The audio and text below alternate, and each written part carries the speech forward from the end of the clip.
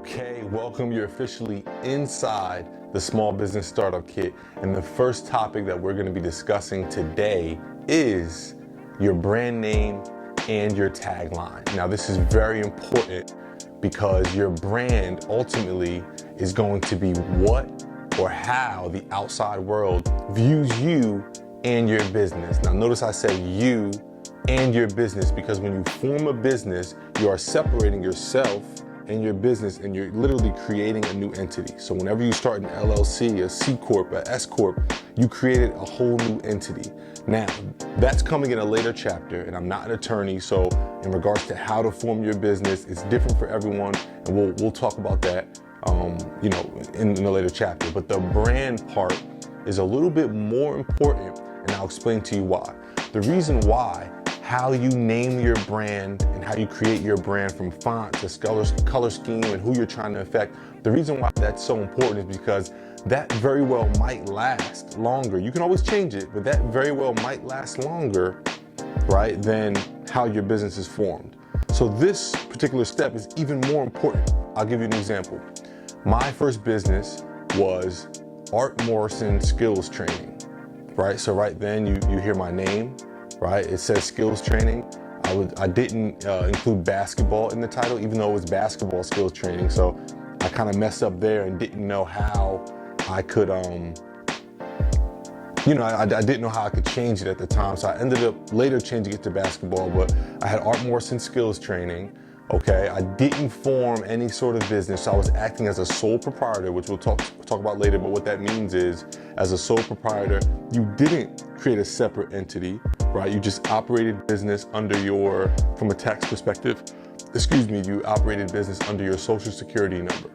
So that means you did not create another entity. So I had a brand, it was attached to my name, all right? And now 5 years later, right? 5 years later, people still refer to my brand as AMST, Art Morrison Skills Training, even though we have been above maximum basketball, okay, for longer than we've been Art Morrison Skills Training, right? So I changed my business, my brand name, like 3 times. I went from Art Morrison Skills Training to Above Maximum Sports Training because people kept saying AMST, and I had this big dream of doing football, soccer, and baseball, so I still didn't want to say basketball for whatever reason, which we'll talk about that in a little bit too.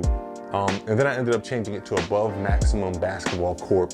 When I changed it to Above Maximum Basketball, I also switched over from an LLC to a nonprofit. So I switched my brand over about 2 to 3 or 3 to 4 times, and then I switched how my company was formed about 2 to 3 or 3 to 4 times, but it wasn't at the same time. Okay, so these things had nothing to do with each other, but me forming or changing how I form my business, LLC, sole proprietor, nonprofit, never affected my business at all, and it won't. What will affect your business is when you change your brand, which is why this first step is so important, because if you bounce around changing your brand too much, here's where it messes you up. I had to change my Instagram @name. So for those who didn't follow me or, maybe just heard of me or were searching me or maybe heard word of mouth about Art Morrison Skills Training, when they search this, it won't come up because now I think I said Instagram, but I mean social media in general. My social media name is different.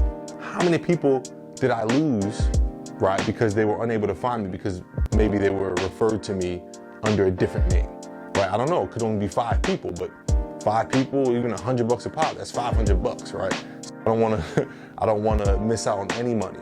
My email, my contact information, right? So my email was artmorrisonskills@something.net, whatever, I don't know. But now my new email is coach@abovemaxbball.org for that particular company, right? So when you change your email, how many contacts did I lose that maybe didn't have me stored, just had it memorized? Maybe we're just going from an email thread. These are things I didn't consider when just swapping my brand over. Okay, not to mention the familiarity and the brand presence of your colors and your font and what people are used to, right? So your brand is very important, which is why when you see, for example, Dunkin' Donuts, they've been Dunkin' Donuts forever. They just switched over to only Dunkin', right? But they kept the same colors, they kept the same font, right? Anytime a company changes those things, they usually do some big marketing push so that you know that it was changed. You're not confused when you see something that may kind of look familiar, but you're like, oh, what is that? Oh, that's the new way they're branding that company, right? It might be a company that you support, and you know, may have missed out on the opportunity to support them because you didn't recognize them, right? So changing the way your company is formed and changing your brand name are two different things. Changing not only your brand name, but your brand in general, which we'll talk about that in a later chapter, but your brand in general is that much more important. So, rewind, right? So to get back to the original point, when creating your brand name, I want you to really put a lot of thought into it. I do small business consulting for over 12 clients.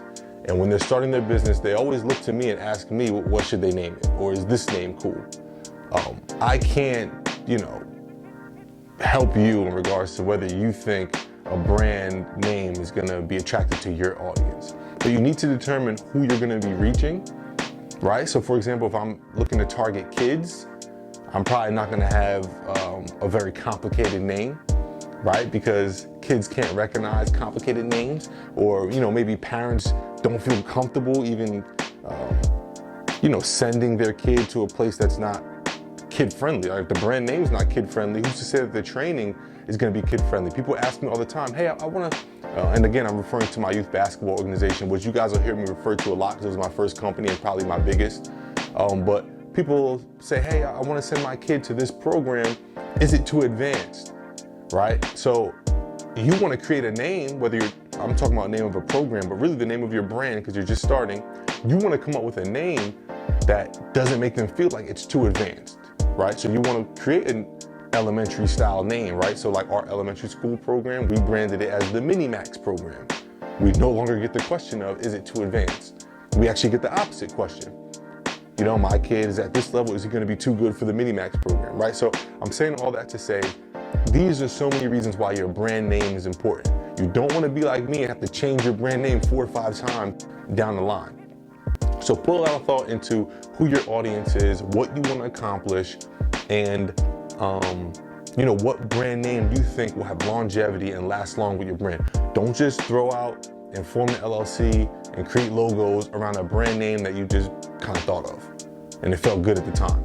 Really put thought into the longevity of the name. Now, to support that, when you're creating a brand name, you want to come up with a tagline, right, that goes with it. So my original tagline was preparation plus opportunity equals success. That was the original tagline of Art Morrison skills training. As we advanced and we changed to above maximum basketball, the tagline is simply play above the max.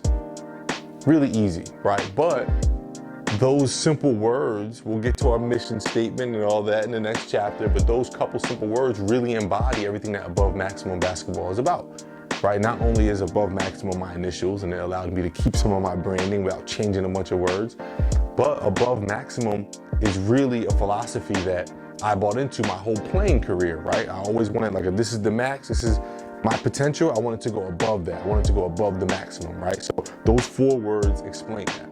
So if you're starting a barbershop, or if you're, opening up, it could be a clothing line or whatever, you want that tagline to not only describe what the business is, or what kind of business you're going to be conducting, but you also want to tap in a little bit to your mission statement. Okay, you're not going to be able to have t-shirts with a whole mission statement on them, right? Your mission statement might not even be able to fit in the bio of your social media page, right? The mission statement is going to be 4 to 5 sentences. So you want a 3 to 6 word tagline, right, that is going to attract people and give them some idea of what your mission statement is, what your core values are. Okay, this is going to be very important when we're starting a brand, because your initial audience isn't going to be, it might be, but it's not, if you're starting like how I started, which was broke and no clue what I'm doing, it's not going to be from a ton of ads being ran. It's not going to be from, huge audiences flooding your business initially, right? It's going to be people within your network. It's going to be a very niche audience at first, simply because you're smaller business, you're starting off fresh, and if you're watching this, you're probably not, already the CEO of Fortune 500 company, right? So I would hope that if you don't know essentially how to run $1,000 a month ad budget, you wouldn't go run a $10,000 a month ad budget to get a whole bunch of people looking at your business and all this attention when you're watching this and you don't even know how to create a brand name. So step one, create your brand name and create your tagline. These are extremely important. I can't reiterate it enough. I myself changed brand name so many times for so many different brands that I'll never do it again. I'll never jump the gun and create a name that I didn't think was gonna embody everything that we were about and that I didn't think was gonna last 5 years or more. All right, my company has only been in business for 5 years and we've already had 3 different names, right? 3 different logos, 3 different taglines, 3 different color schemes. All right, so that's lesson 1, brand name, tagline. Lesson 2, we're gonna talk about your unique selling proposition, which is similar to a niche, but it's not, and we'll talk about that in a little bit. Brand name, tagline, I'm challenging you to get those 2 things done and determined in the next 24 hours or next couple hours. Allocate the time to do it, like I said, before going into this next lesson. If you do this, like I explained in the intro, if you do this, as you go through the lessons, you'll actually be creating a business plan, creating a business model. You'll actually be taking the steps as opposed to watching the whole thing, learning it all, and then saying, okay, let me get started. Which if that works for you, that's fine too. But the way I recommend doing it is actually taking action per lesson. All right, I'll see you guys next time.